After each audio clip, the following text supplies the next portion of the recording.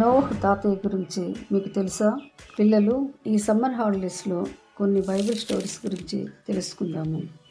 నోవహు అంటే నెమ్మది అని అర్థం. ఆయనకు ఒక భార్య, 3 కుమారులు, 3 కోడళ్ళు ఉండేవారు.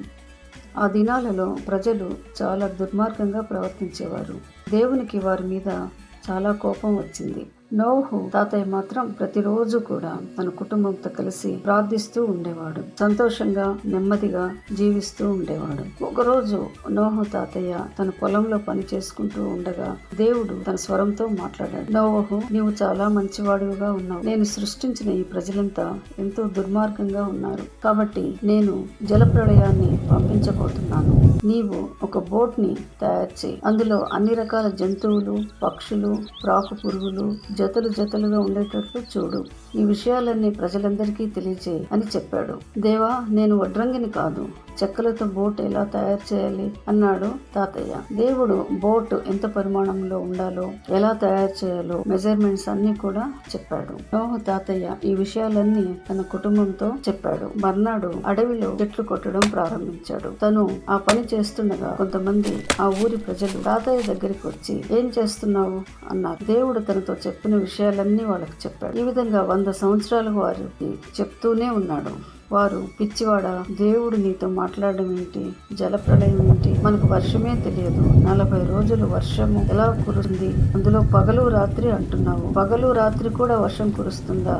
ఈ తెలివి తక్కువ పనులన్నీ కట్టిపెట్టి కుటుంబంతో సంతోషంగా గడుపు అని సలహా ఇచ్చారు. అంతేకాదు, నోవహు తాతయ్యని ఎగతాళి చేశారు. తాతయ్య దేవుడు చెప్పిన విధంగా బోట్ ని నిర్మించి దేవునికి విధేయత చూపించాడు. తరువాత 40 రోజులు పగలు రాత్రి వర్షం కురిసింది. తాతయ్యను ఎగతాళి చేసిన వారందరూ నీళ్లలో కొట్టుకుని పోయారు. నోవహు తాతయ్య కుటుంబం మాత్రం క్షేమంగా ఉన్నారు. వాళ్ళ కుటుంబాన్ని దేవుడు తన రెక్కల నీడలో భద్రపరిచాడు. తరువాత తాతయ్య తయారు చేసిన ఓడ అరారోతు పర్వతం మీద నిలిచింది. వర్షం నీరు తగ్గిపోయింది. వర్షం తగ్గినందుకు సూచనగా దేవుడు ఒక రంగురంగుల ఇంద్రధనుస్సును ఏర్పరిచాడు. మీరు ఇంద్రధనుస్సును ఎప్పుడైనా చూసారా? నేను ఇంకెప్పుడు భూమిని నాశనం చేయనని దేవుడు నోవహు తాతయ్యతో చెప్పాడు. బైబిల్లో అది ఎక్కడుందో చూద్దామా? ఆదికాండము 9వ అధ్యాయము 11వ వచనం. నేను మీతో నా నిబంధన స్థిరపరచుదును. సమస్త శరీరులు భూమిని నాశనం చేయుటకు ఇకను జల ప్రవాహము కలుగుదని దేవుడు చెప్పాడు. నోవహు తాతయ్య కుటుంబమును ఆశీర్వదించి దేవుడు వారి ద్వారా తరాలు రావడానికి, తన అనాది సంకల్పాన్ని వారి పట్ల నెరవేర్చడానికి దేవుడెంతో సహాయం చేశాడు.